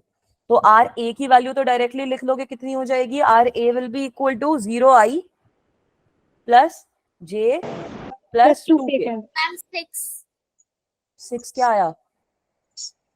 Under root of 6। मैग्नीट्यूड आ जाएगा, अच्छा मतलब मैग्नीट्यूड भी निकाल दिया, very good, under root of 6 आ रहा है। बिल्कुल सही बोल रहे हो। अब आर बी की वैल्यू भी आ जाएगी हमारे पास 2i plus 0j plus k। सबसे पहले बताओ is this okay? Yes ma'am. पक्का? Yes ma'am. ठीक है, तो अब यहाँ पर बेटा क्या हो रहा है, अब यहाँ पर हमने, अगर मुझे इन दोनों के बीच का डिस्टेंस निकालना है ना, मुझे क्या करना है, मुझे बताना है कि यहाँ पर मैंने रख दिया 20 माइक्रोकूलम का चार्ज। तो ये 20 माइक्रोकूलम की वजह से इस पॉइंट पे कितना फोर्स एक्सपीरियंस हो रहा है, कितना इलेक्ट्रिक फील्ड एक्ट कर रहा है। So I will need this distance here. तो ये Yes, r, so what will be this value of r? This value Under of root r, 6. very good, this value of r will be ra minus rb। Yes ma'am. ra minus rb हो जाएगी। Ma'am इसे directly coordinate geometry वाले concept से नहीं निकाल सकते distance? निकाल Yes, सकते हो, उससे निकाल लो, कोई दिक्कत नहीं है। ये वाला तरीका ज्यादा इजी लगता है मेरे को, रिलेटिव वाला निकालने का, है ना। तो अगर R A minus R B करोगे तो क्या वैल्यू आएगी, -2i -2i cap plus plus j cap minus k cap. Minus k cap. ठीक है, इसका मैग्नीट्यूड भी बता सकते हो कितना आएगा, कैलकुलेट करके अंडर बताओ। Root of 6। K कैप नहीं होगा। प्लस आएगा ना मैम, के कैप के साथ। हाँ प्लस k कैप होएगा बेटा। ठीक है, इसका मैग्नीट्यूड भी निकाल सकते हो, ma'am under root 6। Under root of 6, very good, under root of 4 + 1 + 1 तो इसका आ जाएगा √6। तो अब यहाँ से इलेक्ट्रिक फील्ड की वैल्यू आ जाएगी, Yes, ma'am. 3 into 10 to the power 4 Newton per coulomb. हाँ इलेक्ट्रिक फील्ड की वैल्यू आ जाएगी, हमें पता है क्या वैल्यू होती है, KQ/R, KQ Excuse me, upon, हाँ बेटा मैम लेकिन ये तो नेगेटिव चार्ज है ना, इसकी इलेक्ट्रिक मतलब जो पोजीशन वेक्टर की डायरेक्शन है वो उसकी तरफ नहीं होनी चाहिए, चार्ज की तरफ। लो नेगेटिव लगा दिया, ठीक है ठीक मैम। है। पोजीशन वेक्टर में बोल रही हूँ, पोजीशन वेक्टर तो आप सेम ही निकालोगे ना, यहाँ पे नेगेटिव लगा दो कि ऑपोजिट साइड में एक्ट कर रहे हैं, यस मैम। ठीक है। तो -KQ/R³ और R वेक्टर, यहाँ से इलेक्ट्रिक फील्ड की वैल्यू निकाल दोगे, यस मैम। ठीक है बेटा। तो इलेक्ट्रिक फील्ड की वैल्यू आप डायरेक्टली निकाल सकते हो, K की वैल्यू है माइनस आ गया हमारे पास क्योंकि नेगेटिव चार्ज है, बिल्कुल सही बोला बेटा ने, 9 × 10⁹ चार्ज की वैल्यू कितनी गिवन थी, 20 माइक्रोकूलम, -6/√6 √6 का क्यूब कर लो, होल क्यूब। ठीक है। और मल्टीप्लाई किससे करोगे, ये जो R वेक्टर आया है उससे, -2I plus J plus K, ये आ जाएगा आपका आंसर यहाँ से। Yes ma'am. तो अब इसको सॉल्व कर लोगे, मैम ये नेगेटिव का साइन क्यों लगाया है बता दीजिए। फिर से बताओ बेटा। मैम नेगेटिव का साइन आपने क्यों लगाया? अच्छा बेटा नेगेटिव का साइन इसलिए लगाया क्योंकि चार्ज हमारा नेगेटिव है ना, यहाँ पर Q की वैल्यू आपको, यहाँ पे तो पॉजिटिव आएगा, Q की वैल्यू आपको -20 कूलम गिवन है, -20 माइक्रोकूलम, और इसलिए मैंने यहाँ पर नेगेटिव का साइन लगा दिया, यस मैम। ठीक है बच्चा। क्लियर है क्वेश्चन, इसको आप सॉल्व करोगे आंसर आ जाएगा। सॉल्व क्या करना है, खाली मैथ्स निकालनी है। अगर आई थिंक ये भी आपका क्वेश्चन कहीं पे पूछा गया था, बट वहां पर 2 की जगह √2 था, बस that was the only difference, but 2 की जगह √2 था, बट ये क्वेश्चन कहीं पे आया था। क्लियर है ये क्वेश्चन भी, Yes, ma'am. पक्का आगे चलूं, Yes, यस ma'am. मैम। ठीक है चलो आगे चलते हैं। अब ये भी वही टेंशन वगैरह वाला क्वेश्चन है, इसको थोड़ा सा कर लेते हैं फिर। A small sphere of mass 1 gram carries a charge of 6 microcoulomb, ठीक है। आपके पास एक स्फीयर गिवन है, ऐसे बढ़िया सा ये स्फीयर है, इसका मास आपको गिवन है 1 ग्राम का, इसका चार्ज आपको गिवन है +6 माइक्रोकूलम के बराबर। अब आपको बोला है कि ये जो स्फीयर है इसको आपने एक स्ट्रिंग से सस्पेंड कर दिया, ठीक है, एक स्ट्रिंग से सस्पेंड कर दिया, और यहाँ पर आपकी कुछ इलेक्ट्रिक फील्ड भी लग रही है, there is some electric field which is also acting, which whose value is given to you. So mass is given to you as 1 gram, which is equal to 10⁻³ kilogram. Okay, charge of the sphere is given to you as +6 × 10⁻⁻6 coulombs. Then it is given to you that the value of electric field is 400 Newton per coulomb. हाँ, downwards. ठीक है। अब इसके बाद आपको क्या बोला है कि आपको बताना है कि टेंशन कितनी लग रही है इस स्प्रिंग के अंदर। थोड़ा ही सिंपल क्वेश्चन है यार ये तो, कैसे करोगे? ग्रेविटेशन और इलेक्ट्रोस्टैटिक ऐड कर दो। यस मैम, और माइनस में टेंशन कर देंगे। बस ये टेंशन आ गई, ये यहाँ पर आपका mg आ गया। तो अब आप यहाँ पे क्या इक्वेशन लिख सकते हो, अगर ये आपका स्टैटिक है, अगर ये मस्त ऐसे इस पे कोई नेट फोर्स एक्ट नहीं कर रही, so this means tension must be equal to mg plus e. mg plus e होगा, बताओ। Yes, ma'am. mg प्लस ई नहीं होगा, mg plus mg plus force F होगा, F होगा, है ना। ई आपकी इलेक्ट्रिक फोर्स नहीं है, वो आपकी इलेक्ट्रिक फील्ड है। आपको ई और फोर्स के बीच में रिलेशन पता है, you know that E is equal to F/Q। F by Q, यहाँ से। ठीक है। तो force is equal to Q multiplied by E, yes ma'am. ठीक है। तो यहां से आपके पास क्या आ गया, that tension is equal to mg plus QE। तो टेंशन की वैल्यू आ जाएगी, Yes, ma'am. है ना। अब Yes. टेंशन की वैल्यू आप निकाल लोगे, मास आपको पता है 10⁻³ है, मल्टीप्लाइड बाय g की वैल्यू 10 ले लो यार, कोई जरूरत नहीं है ज्यादा घुसने की इसके अंदर, है ना। g की वैल्यू नहीं हाँ सही है, g की वैल्यू 10 आ गई। फोर्स कितनी हो जाएगी यहाँ पर, q की वैल्यू आपको गिवन है 6 × 10⁻⁶, e की वैल्यू कितनी गिवन है 400। 400। हाँ तो कैलकुलेट करके बताओ क्या आ रहा है आंसर, टेंशन की वैल्यू क्या आ रही है। नियरेस्ट में ले आओ, कोई दिक्कत की बात नहीं है।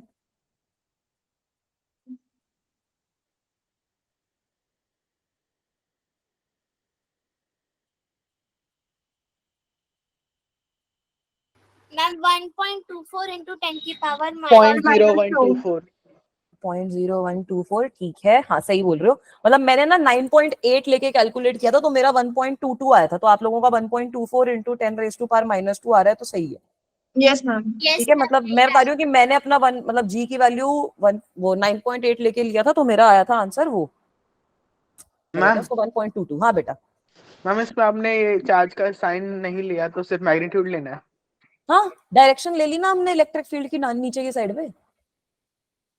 Okay ma'am. ठीक है, तो कोई दिक्कत नहीं है इसमें। इस तरीके से डाउनवर्ड्स आपको वैसे भी गिवन है, चार्ज आपको -6, चार्ज आपको पहले केस में +6 से गिवन है, वो मैंने चार्ज यहाँ पे कंसिडर किया है। अब -6 वाले केस के बारे में मैं बात करूंगी, है ना। आपको इलेक्ट्रिक फील्ड डाउनवर्ड डायरेक्शन में गिवन है, चार्ज आपको फर्स्ट केस ये जो हमने सॉल्व किया इसमें आपको चार्ज की वैल्यू पॉजिटिव गिवन है।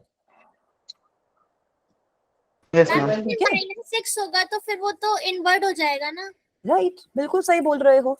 अगर अब हमारा सेकंड केस यही है कि चार्ज की वैल्यू में हमारी जो है वो -2 माइक्रोकूलम है, ठीक है, -2 नहीं -6।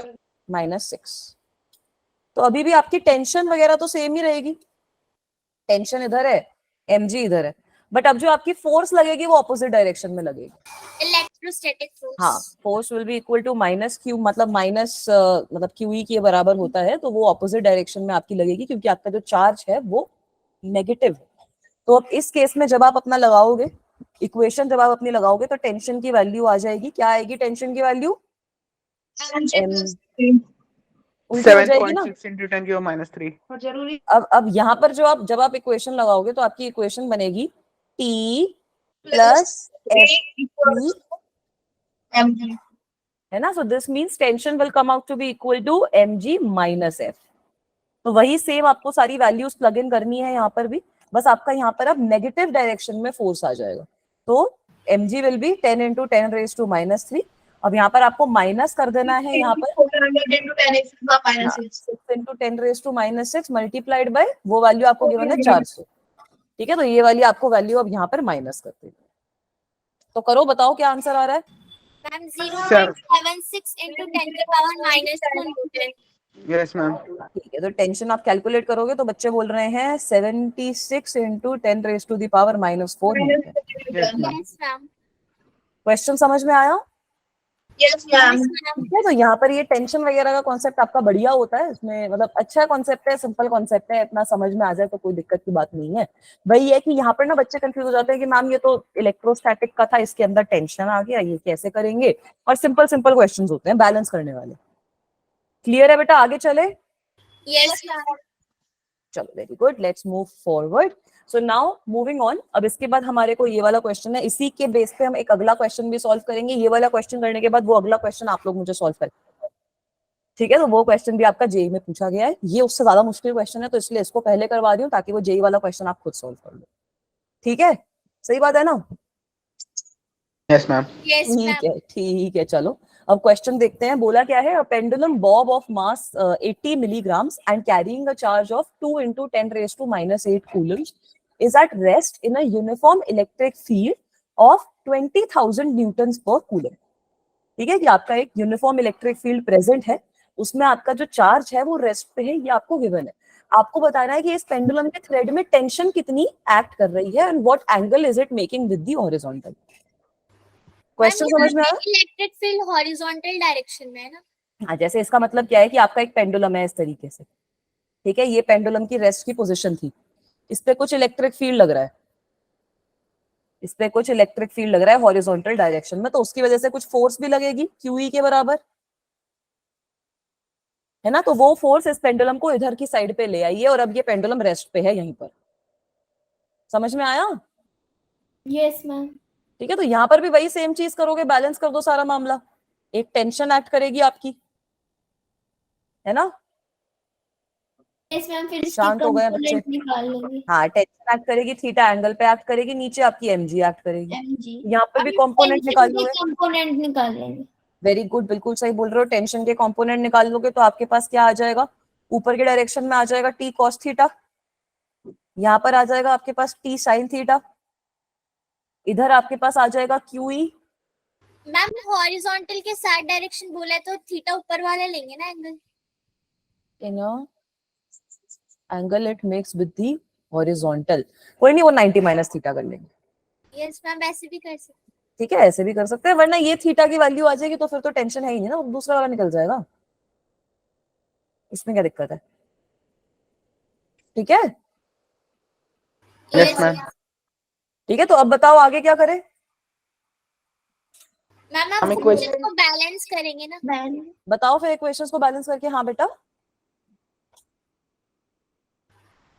मैम t sin थीटा तो 8/10 आ गया, t cos थीटा निकाल रहे हैं। हाँ, t साइन थीटा हो जाएगा आपका QE और t cos थीटा हो जाएगा मेरा mg, mg। है ना? तो यहाँ से tan थीटा की भी वैल्यू आ जाएगी, yes ma'am, QE tan by theta mg। Equal to QE upon mg। तो इसकी वैल्यू निकाल लोगे, मास गिवन है, Q गिवन है, E गिवन है, निकल जाएगी वैल्यू। Yes ma'am. जब आप यहाँ पे सारी वैल्यूज प्लग इन करोगे तो you will see that the value of tan theta comes out to be 0.5। तो थीटा ये वाला जो एंगल है, it will come out to be equal to 27 degrees. ठीक है, तो ये इतनी कैलकुलेशन बनाने की जरूरत नहीं है, मैथ्स है ये वाला पार्ट। ठीक है, ज्यादा मैथ्स में डीपली हमें नहीं घुसना है। अब इसके आगे थीटा की वैल्यू आपके पास आ गई है तो अब टेंशन भी निकल जाएगी, यस मैम। है ना? Tension is simply equal to QE upon sine theta, QE upon sine theta. तो यहाँ से आप टेंशन की वैल्यू निकाल लो, इसकी वैल्यू निकालोगे तो ये आपकी 8.8 इंटू 10⁻⁻⁴ आएगी। अब ये मैथमेटिक्स कर लोगे? Yes ma'am. क्वेश्चन समझ में आया कि कैसे अप्रोच करना है? Yes ma'am. मैम मेरा थीटा तो कुछ और आ रहा है। थीटा क्या आ रहा है बेटा? क्या वैल्यू आ रही है बेटा थीटा की? मैम थोड़ी बड़ी वैल्यू आ रही है, काफी पता नहीं कैसे। बेटा बड़ी वैल्यू नहीं आएगी, चार्ज की वैल्यू 10⁻⁸ से रिलेटेड है ना।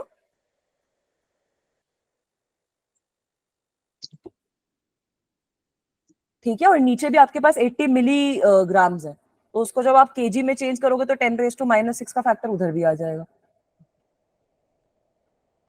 एक बार काटा पीटी करके देखो। मैम मैंने हाँ। ग्राम में ही किया था ना, केजी में नहीं हाँ, किया। ग्राम में किया था, केजी में नहीं किया, इसलिए वैल्यू अलग आ रही होगी। जब आप वैल्यू चेंज करोगे तो सही आएगी वैल्यू। ठीक है बच्चों, यस मैम। Yes ma'am. अब इसके बेस पे अगला क्वेश्चन जो है वो आप लोग मुझे सॉल्व करके दिखाओगे। क्वेश्चन है दिख रहा। ठीक है, क्वेश्चन विजिबल नहीं है, एक सेकेंड।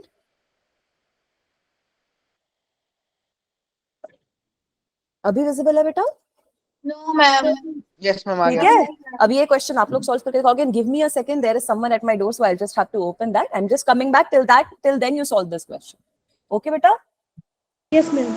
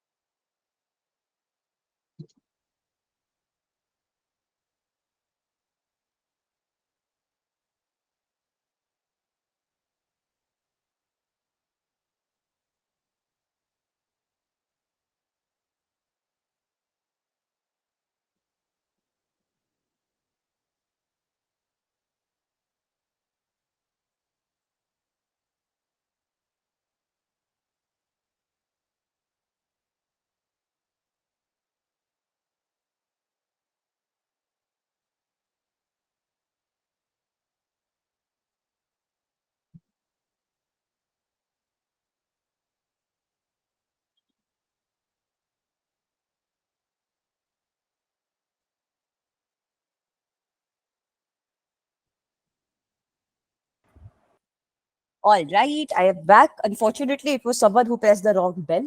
तो ठीक है, हुआ क्वेश्चन सॉल्व। सेम क्वेश्चन है जैसे हमने अभी। Ma'am D part. Ma'am D. Very good, बाकी बच्चे ये बताओ। Yes ma'am, 10 inverse 0.5। तो बिल्कुल सही बोल रहे हो, सब बच्चों का आंसर सही आया है। जैसे पिछला क्वेश्चन किया है, सेम क्वेश्चन है एग्जैक्ट। tan थीटा की वैल्यू QE अपॉन mg लिखी थी ना हमने। यस मैम, उसमें भी tan थीटा की वैल्यू 0.5 थी। हाँ तो वही मैं बोल रही हूँ सेम, और ये आपका जेई मेन का क्वेश्चन है बेटा, 2019 का Yes, क्वेश्चन है। ma'am, B option. ठीक है, तो QE अपॉन mg है सेम, आपके बस थोड़ा डेटा चेंज है, बाकी सारी चीजें आपको निकालनी है। तो जब आप यहाँ पर भी प्लग इन करोगे, थीटा tan थीटा की वैल्यू आपकी आ जाएगी हाफ के बराबर, 0.5 मतलब 0.5 के बराबर। ठीक है, समझ में आया कि किस किस तरीके से इस चैप्टर में क्वेश्चंस आ सकते हैं, किस किस तरीके से पिछले कुछ सालों में क्वेश्चंस आए हैं, yes ma'am है ना? Yes, ऐसे ma'am. कोई क्वेश्चन आएंगे उल्टे पुल्टे तो कर लोगे ना? yes ma'am ठीक है, मैम हाँ बेटा। मैम लेकिन एक कंफ्यूजन इसमें ये हो रही थी कि इसमें जो इंटेंसिटी की वो यूनिट दिया वो वोल्ट पर मीटर दी है, न्यूटन पर मीटर नहीं है। हाँ कोई दिक्कत नहीं है। इलेक्ट्रिक फील्ड जो होता है ना, अभी हम पोटेंशियल जब पढ़ेंगे तब देखेंगे कि वो पोटेंशियल से भी उसका एक रिलेशन आता है।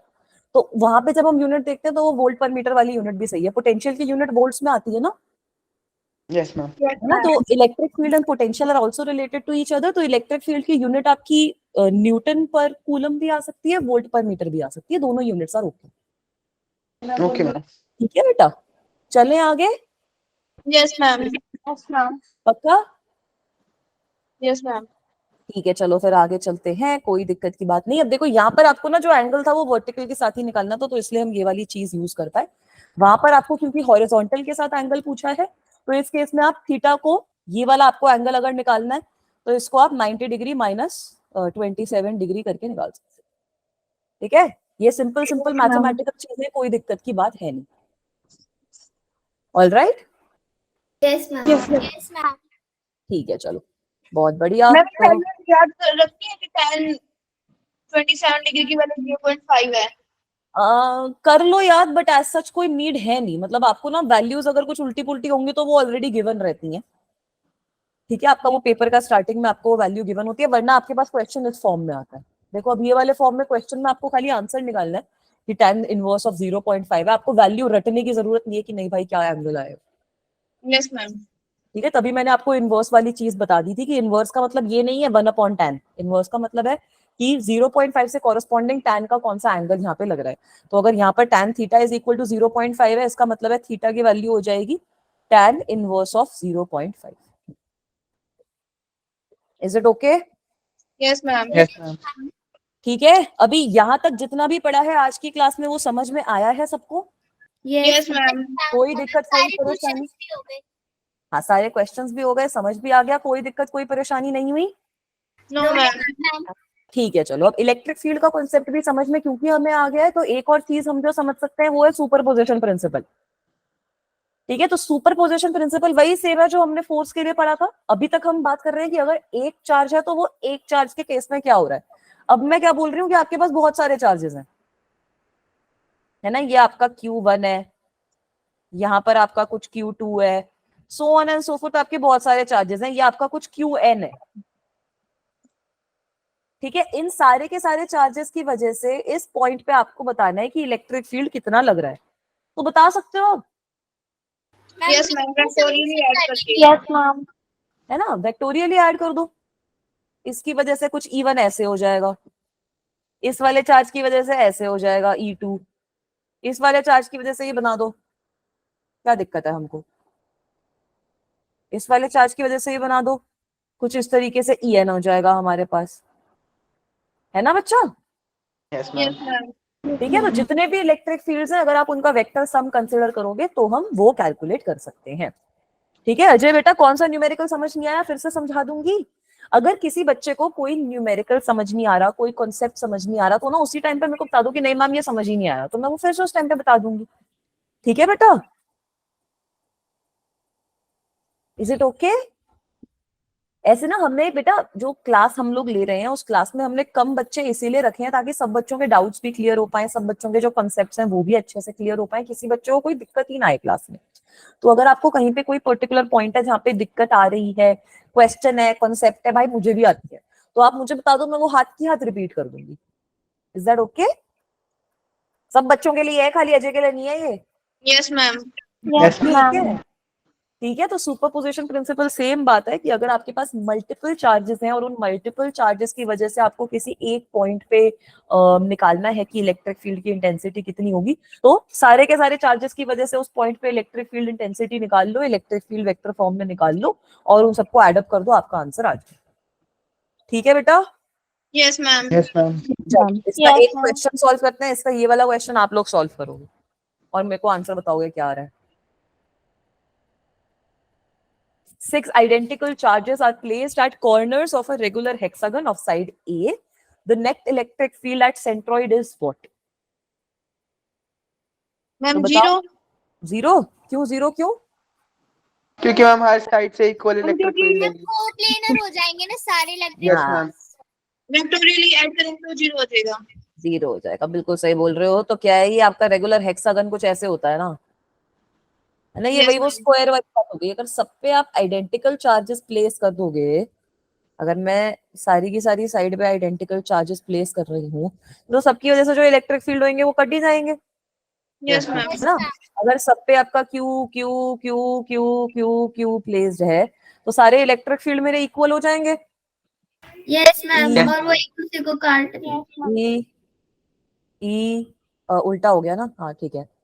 ई ई ये अट्रैक्टिव नहीं है, इस वाले चार्ज की वजह से ये वाला इलेक्ट्रिक फील्ड लग रहा है रिपल्सिव, इस वाले की वजह से ये वाला लग रहा है रिपल्सिव फील्ड लग रहे हैं सब में, बट ये सारे के सारे एक दूसरे को कैंसिल आउट कर देंगे। तो yes net net electric field जो आएगा वो आपका जीरो आएगा। जीरो।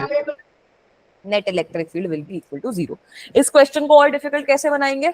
मैं यहाँ पर बोल दूंगी कि इनमें से कोई एक चार्ज 2q के बराबर है, ठीक है? बाकी सारे कैंसिल हो जाएंगे। अब बाकी सारे और कैंसिल हो एक जाएंगे, ही एक आपका साइड में कुछ आ जाएगा। यहाँ पर मैं बोल दूंगी कि ये, यहाँ पे मैं बोल दूंगी ये माइनस क्यू के बराबर है, तो ये चीज तो हम कर ही सकते हैं ना। तो यस आपको मैम। ये कॉन्सेप्ट समझना है Yes, कि ma'am. हाँ भाई, इलेक्ट्रिक फील्ड के केस में मुझे वही सेम जो फोर्स वाली हरकतें आपने करी थी वो यहाँ पर भी करनी है, जो सेम ट्राइंगल वाले क्वेश्चन है वो यहाँ पर भी आएंगे, जो सेम स्क्वायर वाले क्वेश्चन है वो यहाँ पर भी आएंगे। ठीक है? Yes ma'am. चलो एक ट्राइंगल वाला क्वेश्चन भी सॉल्व कर लेते हैं, वो हमारा बस लास्ट क्वेश्चन होगा आज की क्लास के लिए, फिर बाकी बची हुई चीजें हम अगली क्लास में देखेंगे। अगली क्लास में हमारा मेन पर्पस यही रहेगा कि we will move forward with continuous charge distribution now. Alright, so this is also a very simple question. यहाँ पर आपको क्या बोला है कि दो आपके पास पार्टिकल्स हैं, दोनों का चार्ज आपका प्लस क्यू है, ठीक है? So you are having a charge plus Q here. ये एनसीईआरटी के एग्जांपल है हाँ तभी मैं बोल रही हूँ, तो सॉल्व करके बताओ फिर तो। मैम। सुबह ही अभी नहीं देखो, मैं तो बच्चों को बोलती हूँ कि एनसीईआरटी भी एक अच्छी बुक है, एनसीईआरटी के भी एटलीस्ट आप, ऐसा नहीं होएगा किसी भी बुक में, ऐसा नहीं होता कि वही सेम क्वेश्चन उठ के आपके पेपर में आ जाएगा, बट आपको अपने कॉन्सेप्ट क्लियर करने के लिए जहां से क्वेश्चन मिल रहा है वहां से आप क्वेश्चन जरूर करो, है ना बेटा? क्योंकि जेई के पेपर में ना कॉन्सेप्चुअल बेस्ड क्वेश्चन बहुत आने लगे हैं, तो अगर आपके कॉन्सेप्ट क्लियर होंगे तो आप क्वेश्चन सॉल्व कर लोगे। सही बात है ना? मैम ठीक है, तो अंडर रूट ऑफ 3 के क्यू अपॉन ए स्क्वायर। Very good. आपको क्या बोला है कि इक्विलैटरल ट्रायंगल के वर्टेक्स पे ये हमने प्लेस कर दिए हैं चार्जेस अपने, तो इस पॉइंट पे, ये जो तीसरा वाला पॉइंट है इक्विलैटरल ट्रायंगल का, इस पॉइंट पे आपका कितना इलेक्ट्रिक फील्ड एक्ट कर रहा है वो आपको बताना है। तो बता दोगे बहुत आराम से? Yes ma'am. √3 K by a square. Very good. ये दोनों आपके इलेक्ट्रिक फील्ड हो जाएंगे, इनके बीच का एंगल आपका 60 डिग्री हो जाएगा, हो जाएगा नहीं होएगा? Yes ma'am. Yes ma'am. है ना? और ये जो दोनों ई रहेंगे, इनकी वैल्यू आपकी इक्वल होएगी, किसके बराबर होएगी? K Q upon by A square. By A square. ठीक है? तो ई नेट की वैल्यू कितनी हो जाएगी? उससे कर रही हूँ रिजल्टेंट वाले से। Yes ma'am. वेक्टर सम कर देंगे। हाँ वेक्टर सम कर दो, वरना वो साइन थीटा कॉस थीटा वाली चीज भी कर लो, कोई दिक्कत नहीं है। तो इसकी वैल्यू आएगी e square plus e square plus 2e two square e square, ये वाला एंगल 1/2 cos 60, 3e है ना? So square. This will, very good, this will be E√3. E square plus e square plus, अब यहाँ से cos 60 की value put करोगे तो 1/2 1/2 और 2 कट जाएगा, ई स्क्वायर बचेगा। So what e√3. will, very good, you will be left with √3 3 multiplied by e. आ गया answer? Yes ma'am. Yes, ma'am. ठीक है? So the correct answer in this case is equal to what? That net electric field is equal to under root of 3 k q upon Q a by square. a square. ठीक है। I think आपकी NCERT में वो 4 पाई epsilon not के terms में होने करा है, तो ये k की जगह 1/4 पाई एप्सिलॉन नॉट लिख देना, कोई दिक्कत नहीं। कर लोगे ऐसा क्वेश्चन भी?